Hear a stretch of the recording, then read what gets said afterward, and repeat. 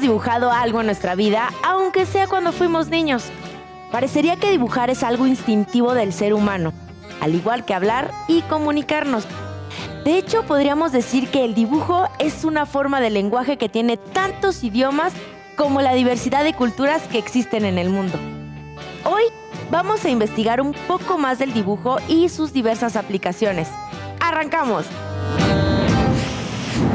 Dibujar es una capacidad humana que significa, en pocas palabras, representar la imagen de algo o alguien en una superficie a través de trazos, estilos, colores. A su vez, trazar tiene como sinónimos delinear y describir. Así es como podemos definir que dibujar es entonces la descripción visual de una cosa sobre una superficie. Cuando aquello que se dibuja o se describe visualmente tiene relación con el mundo real, se dice que ese es un dibujo representativo. Representa algo real. Un ejemplo sencillo de esto es el dibujo de una cafetera que aparece en su manual de instrucciones. Cuando aquello que se dibuja es una simplificación de la realidad, se dice que el dibujo es una abstracción de la realidad, como un dibujo artístico, por ejemplo. Pero también puede ser una abstracción visual de un proceso de trabajo, como puedes ver en un diagrama de flujo. Todos los dibujos tienen como características propias su técnica y los materiales usados para ejecutarse. Puede ser un dibujo libre sobre papel usando lápices de colores. Puede hacerse un dibujo científico con una computadora o simplemente hacer figuras en la arena de la playa con tu pie. La idea sigue siendo la misma: hacer descripciones visuales sobre una superficie. El pintor y teórico Vasily Kandinsky resumió los elementos básicos que conforman un dibujo, una pintura o cualquier descripción visual. Estos son el punto, la línea y el plano. Todos conocemos al punto. Es la forma mínima que puedes dibujar con un lápiz, una pluma o con tu propio dedo. Solo presionas sobre la superficie y listo. La línea ocurre cuando un punto se mueve o se repite con dirección. Si mantienes presionado el lápiz con el que dibujaste el punto y mueves tu mano, dibujarás una línea.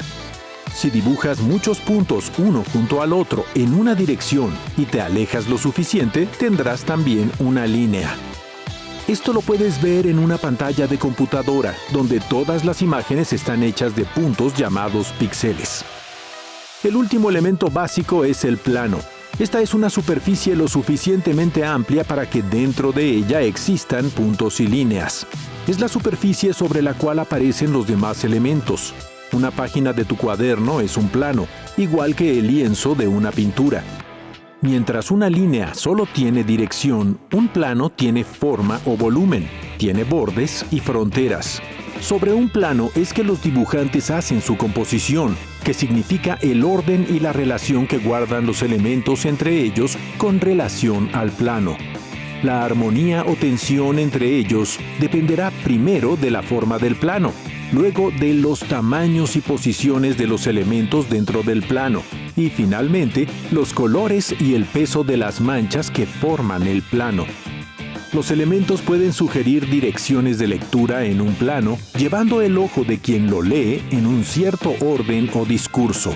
Dependiendo de la habilidad del dibujante al usar estos elementos y del conocimiento que tenga acerca de composición visual, el dibujo puede tener una lectura correcta y entendible. Un dibujo desordenado puede ser confuso y no comunicar lo que se requiere. Por el contrario, un dibujo preciso y ordenado puede ser muy eficaz para transmitir un mensaje, a veces mejor que un texto descriptivo. Por eso es tan popular la polémica frase que dice: una imagen vale más que 1000 palabras. Los dibujos, como los idiomas, tienen especificidades culturales o regionales. Un ejemplo sencillo es la dirección de lectura entre los cómics occidentales y los japoneses. Unos se leen de izquierda a derecha y los otros se leen de derecha a izquierda. La teoría de Vasily Kandinsky sobre los elementos visuales y la composición es una de las más importantes para entender cómo funciona el dibujo como una herramienta de comunicación. A mí me gusta dibujar porque pues es de alguna forma de expresar lo que siento y de alguna forma de liberar toda esa tensión que tengo dentro de mí. Sí, a mí me gusta dibujar y el por qué es porque me relaja. Me gusta expresarme en forma de dibujos. Sí, sí me gusta, porque es como lo que yo puedo expresar, lo que yo expreso más bien. Me gusta porque me relaja y es una forma de expresar igual mis sentimientos o mi forma de ser. Desde que recuerdo, fue desde muy chico, desde que empecé a dibujar. Desde que tengo conciencia, muy chico, exactamente como a los 7 años. Desde los 9 o 10 años. Lo que más me gusta dibujar y lo que más me sale dibujar es los paisajes. Sí me gusta dibujar rostros o paisajes. Lo que dibujo son los paisajes o animaciones. Paisajes y animaciones.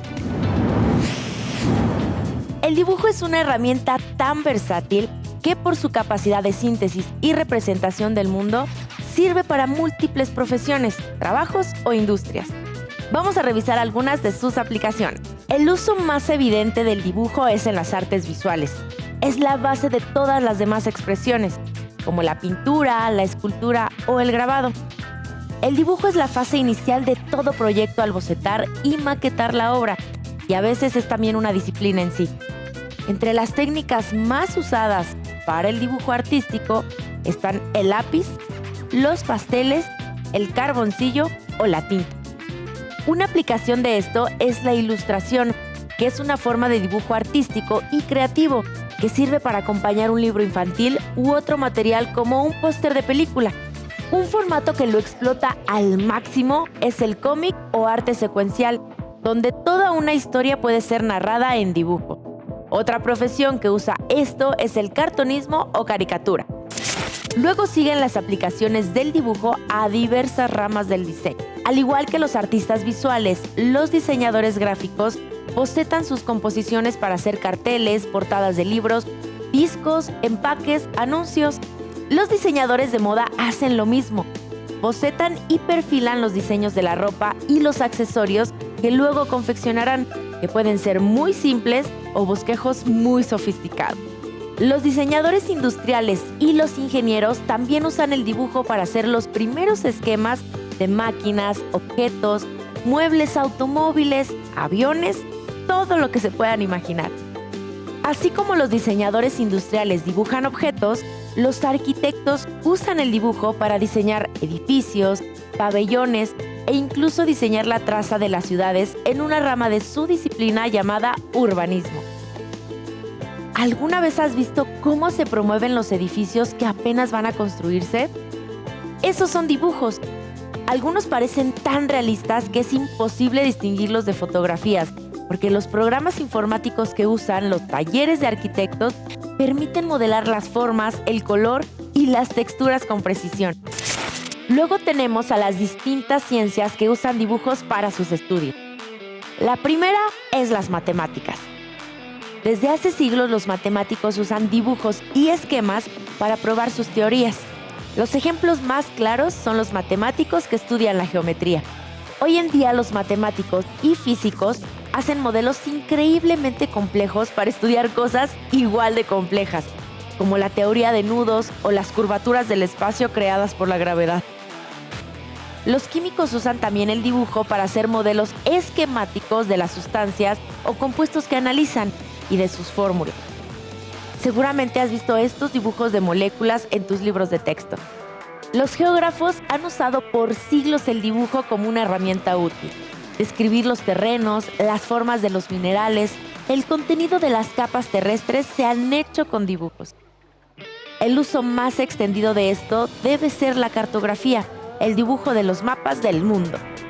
Los biólogos utilizan el dibujo constantemente para ilustrar las distintas especies de seres vivos en el planeta. Animales, plantas, organismos unicelulares que observan en el microscopio, todas estas especies han pasado por las manos de dibujantes. Hay ejemplos hermosísimos de esto, como los dibujos que hizo el mismísimo Charles Darwin cuando desarrolló su teoría de la evolución en las Islas Galápagos. Los médicos usan igual el dibujo para hacer esquemas y representaciones de la anatomía humana, los órganos que tratan y para explicar a sus pacientes los procedimientos quirúrgicos que atravesarán. Otra aplicación del dibujo ocurre en el mundo de las leyes y la impartición de justicia. Muchas veces para encontrar a alguna persona desaparecida o a un criminal buscado, se recurre al retrato hablado. Los dibujantes de retrato hablado son increíbles para trazar de manera rápida las descripciones que hace otra persona. Frente ancha, labios delgados, cabello rizado. Los grafólogos, por su parte, pueden identificar a una persona por los trazos de tu escritura. También en las cortes judiciales se utiliza el dibujo como testimonio documental de los juicios y procedimientos cuando por orden de la corte se prohíbe el acceso a fotógrafos. El dibujo se utiliza en la terapia psicológica. Aquí no son los profesionales los que dibujan o representan lo que estudian, sino al contrario. Estos profesionistas estudian los dibujos de sus pacientes. El análisis pictográfico o psicografología es una herramienta proyectiva, pues a través del dibujo un paciente puede proyectar en sus trazos escenas o personajes, elementos que no puede expresar en palabras o que están ocultas en su discurso. Problemas como la esquizofrenia pueden ser identificados con el análisis pictórico. Este proceso es muy usado en las terapias con niños, porque para ellos es muy natural dibujar y contar a través de sus dibujos sus experiencias y sus emociones. Finalmente llegamos a un uso del dibujo que puede parecer contradictorio. A veces pensamos que palabras y dibujos son opuestos, pero finalmente, ¿qué son las palabras escritas sino dibujos? Los ejemplos más antiguos de escritura son esencialmente dibujos. Lo podemos observar en civilizaciones como la egipcia o la maya. Sus escritos son enteramente pictográficos y ya cuentan en su propio lenguaje historias, sucesos, describen años, meses, nombres de personajes, etc. Sin embargo, estos lenguajes escritos eran lentos, ocupaban demasiado espacio, no comunicaban de manera eficiente. Por lo tanto, las culturas fueron simplificando la escritura, valiéndose de la abstracción, los sonidos en trazos sencillos y reproducibles con rapidez. Nació así la caligrafía, que es literalmente el dibujo de las letras que conforman palabras o escritos completos. Antes los libros se generaban completamente a mano, como lo hacían los monjes medievales. Los distintos tipos de letras que conocemos tienen su origen en la caligrafía y en las herramientas que se usaban antiguamente para dibujar las letras, como el pincel o la pluma de tinta.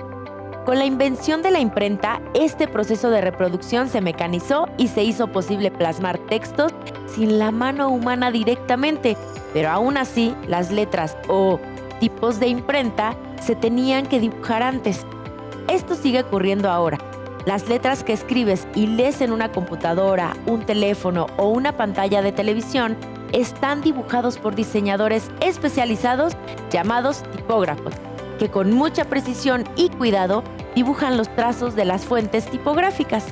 Para simplificar, podríamos decir que todo el lenguaje escrito es dibujo también. El dibujo, al parecer, está en todas las ramas de la productividad humana y nos permite ver cosas que de otra forma no veríamos o que serían más difíciles de comprender de manera verbal. El dibujo nos da herramientas de análisis, síntesis y comprensión.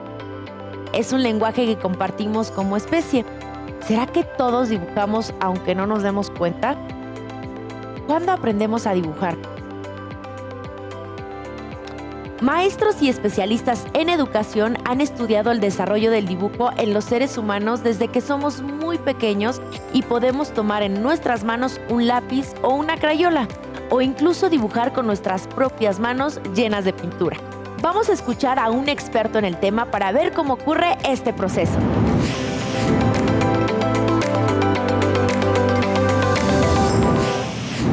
De 2 y 4 lo llamamos garabateo y principalmente es cuando los niños juegan, es un juego porque los niños van sintiendo muchísimo placer en poder hacer trazos. La segunda etapa estaríamos hablando de una etapa esquemática. Si esta etapa es el niño empieza a percibir lo que le dice un poquito más la realidad, sus trazos son más firmes y el niño entonces empieza a dibujar, que es más o menos ya de los 4 a los 7 años, las figuras, ¿no? Pero aquí los niños tienen mucho placer en los colores. Luego está la que sigue como más esquemática, que sería ya de los 7, 9 hasta los 12 años, donde el niño empieza ahora sí con el trazo, con un trazo, un aprendizaje ya con las formas, dimensiones del cuerpo, ¿no? que si la cabeza no tiene que ser muy grande o la casa tiene que ser más grande que el hombre, ¿no? Luego entramos a una etapa que es la etapa que se le llamaría la realista, que es más grande, que va haciendo ahora sí, vamos viendo bien las dimensiones, que se vea, quiero aprender trazos, quiero aprender cómo se dibuja, que lleva más reglas. Y la última, que sería como ya adelante de los 14 años, se llama como algo pseudo realista, porque aquí ya es como que la imaginación ya no va a traer tanto. Hay gente que sí, ahí nos va a ir dividiendo quién va siendo artista, a quién no. No importa, o sea, el dibujo es padre en sí, entonces hay que dibujar siempre, no tiene que ser uno experto ni salir maravilloso. El dibujo vamos a ir viendo que es algo curativo, es algo lindo, es algo lúdico para disfrutar. Entonces, esas serían las etapas. Sí se puede ver mucho, porque el dibujo es una manera en que el niño va expresando su mundo interno. ¿Saben? Lo que sale mucho es lo traumático. Cuando un niño pasa una situación traumática, se ve muy reflejada en sus dibujos. Pueden ser dibujos, si un niño repite un mismo dibujo, pueden ser por dos cosas. Si un niño vive una situación traumática como un coche, un choque en un coche, va a dibujar coche. Si dibuja, no sé, que algo se incendió o si a veces hasta las pesadillas, que es algo traumático para el niño, va a dibujar la pesadilla. Es muy bueno el dibujo. Ahorita a veces se critica a veces mucho que uno está como garabateando, ¿no? Pero si se fijan, ahorita está muy de moda los mandalas, ¿no? Que tal no es un dibujo como en sí, pero fíjate, es un movimiento rítmico, es un colorear que ayuda a la concentración, a bajar el estrés. Nosotros lo llamamos en psicología, se subliman. En vez de irme a enojar mucho, hay gente que se pone a dibujar y con eso logra calmar todos esos sentimientos. La historia de la humanidad puede estudiarse a través de la infinidad de expresiones gráficas que podemos encontrar en todas las épocas, en todas las regiones del planeta. Las primeras evidencias gráficas de homínidos inteligentes como nosotros son las pinturas rupestres que hemos encontrado en cuevas y paredes rocosas. Desde entonces, el ser humano plasmaba historias con animales, cacerías, representaciones de la naturaleza. Pinturas rupestres, petrograbados o petroglifos son la primera expresión humana de la que tenemos evidencia. Las civilizaciones antiguas escribieron sobre sus templos y estelas historias y dejaron testimonios de sus reyes y de los dioses en los que creían, todo a través del dibujo. En las culturas del Oriente, el dibujo fue también una disciplina que llegó a niveles de estilización y perfección admirables. Por muchos siglos, el dibujo se limitó a las dos dimensiones. Las figuras solo tenían altura y ancho. Eso fue hasta que los grandes descubrimientos geométricos y matemáticos de finales de la Edad Media provocaron una revolución en la representación.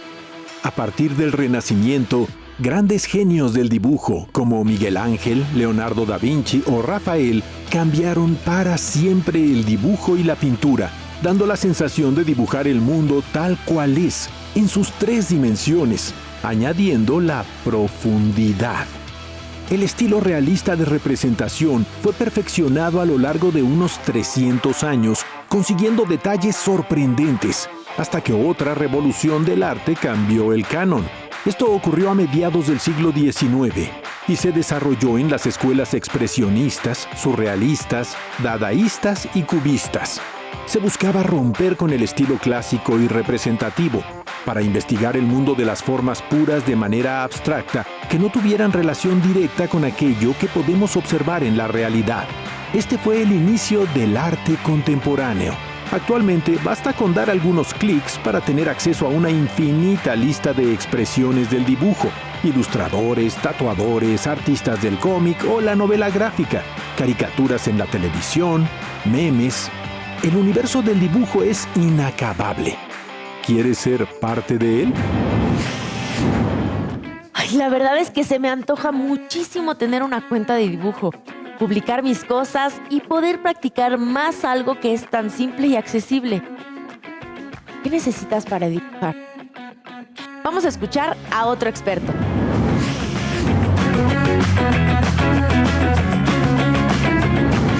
Lo ideal es tener constancia. La base para poder dibujar y poder dedicarse a esto es tener constancia. Entonces, lo principal es que te hagas un espacio en todos los días de la semana para que tú digas de 1 a 2 de la tarde voy a dibujar. Y eso lo cumplas así como si fuera lo más importante de tu día. Entonces, diario de 1 a 2 de la tarde te vas a poner a dibujar. lunes, martes, miércoles, jueves, viernes, sábado, domingo. Estos conocimientos pueden ser desde la composición, la teoría del color, entendimiento de lo que vas a dibujar. Por ejemplo, ¿quieres dibujar acerca del cuerpo humano? O acerca de los músculos, o acerca de huesos, lo que te interese.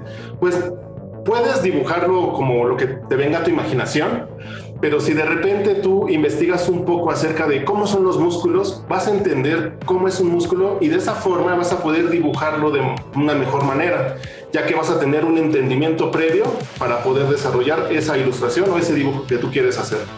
Estudiar dibujo actualmente creo que es lo más fácil del mundo y también personalmente creo que estudiar casi cualquier cosa a la que quieras estudiar hoy es de una manera súper sencilla.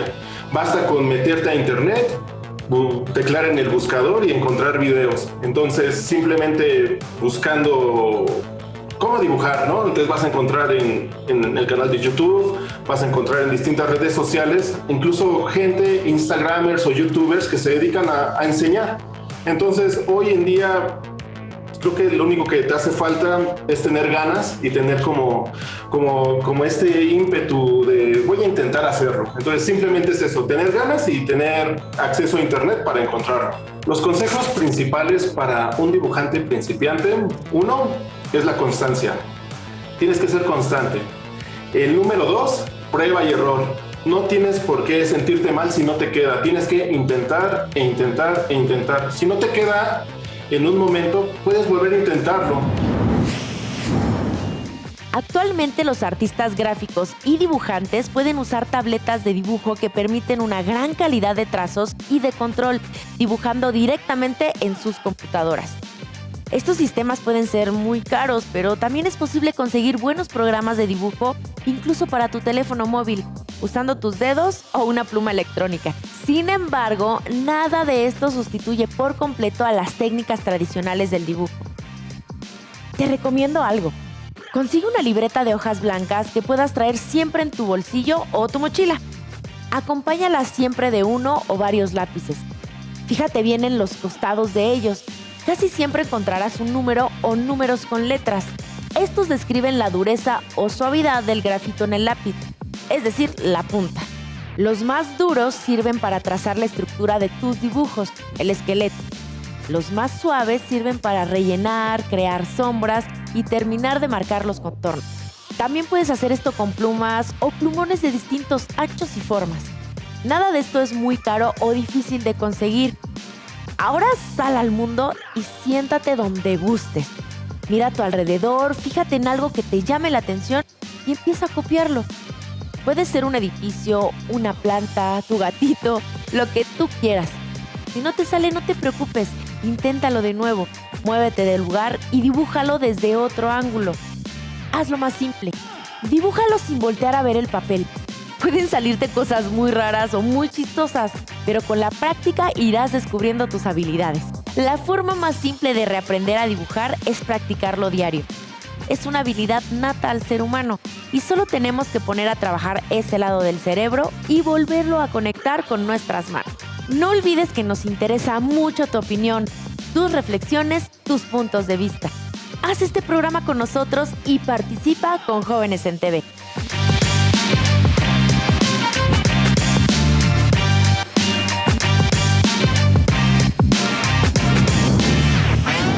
Para terminar, déjame decirte que en esto del dibujo, la pintura y el diseño, no te debes desanimar ni desesperar. Recuerda que hasta Picasso hacía dibujos feos de vez en cuando. Esto fue Vida Productiva. Si no lo hacemos nosotras, nosotros, ¿quién? Abrazos.